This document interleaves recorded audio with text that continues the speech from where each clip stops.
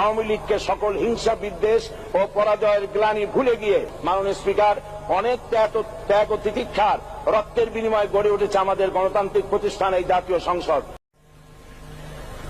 আমি এখন মাননীয় সংসদ সদস্য মাওলানা দেলোয়ার হোসেন সাইদী সাহেবকে বক্তব্য রাখার জন্য অনুরোধ জানাচ্ছি। নাহমাদুহু ওয়া নুসাল্লি আলা রাসূলিহিল কারীম ওয়া আলা আলিহি ওয়া আসহাবিহি আজমাইন। আউযু বিল্লাহি মিনাশ শাইতানির রাজীম। বিসমিল্লাহির রহমানির রহিম। মাননীয় স্পিকার, আপনি এই মহান সংসদের স্পিকার হিসেবে নির্বাচিত হয় আমরা জাতীয় সংসদের পক্ষ থেকে আপনাকে অন্তরের অন্তঃস্থল থেকে মোবারকবাদ জানাচ্ছি।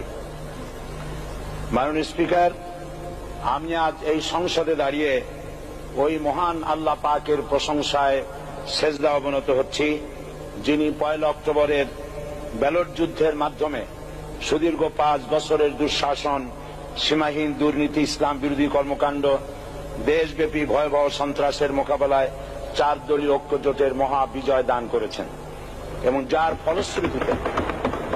যার ফলশ্রুতিতে আজকে আমরা এই মহান সংসদে দাঁড়িয়ে কথা বলার সুযোগ লাভ করেছি। মাননীয় স্পিকার, আপনার মাধ্যমে আমি আমার অন্তরের অন্তঃস্থল থেকে দেশবাসীকে ধন্যবাদ জানাই। বিশেষ করে আমার নির্বাচনী এলাকা পিরোজপুর, নাজিরপুর, ইন্দুরকানীবাসী ভাই বোনদের প্রতি কৃতজ্ঞতা জানাই, যাদের অক্লান্ত পরিশ্রমে এবং মূল্যবান ভোটের মাধ্যমে আমি নির্বাচিত হয়ে মহান সংসদের সদস্য হওয়ার সুযোগ লাভ করেছি।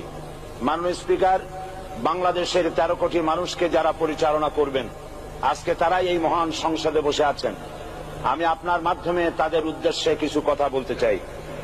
জবাবদিহিমূলক সরকার, কল্যাণমূলক সরকার ও সুস্থ প্রশাসন, এই বাক্যগুলি আমরা প্রায় শুনে থাকি।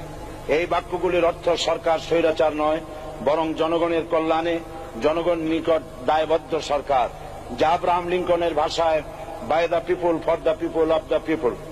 বর্তমান পৃথিবীতে মূলত গণতান্ত্রিক দেশে এখন সরকারকে বিবেচনা করা হয়। এরূপ সরকারের জনগণের সার্বভৌম ক্ষমতার উৎস হিসাবে বিবেচনা করা হয়, অর্থাৎ সংখ্যাগরিষ্ঠ প্রতিনিধিদের প্রণীত আইনই হল আইন এবং নির্বাচিত হবার পর সরকার হয়ে পড়েন সমগ্র জনগণের, আর বিরোধী দল হয় ছায়া সরকার।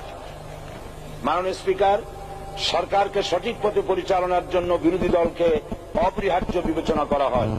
বর্তমান গণতান্ত্রিক চেতনা বেশি পুরনো নয়, মানুষ মূলত রাজতান্ত্রিক স্বৈর শাসনের সাথেই বেশি পরিচিত। বস্তুত বর্তমান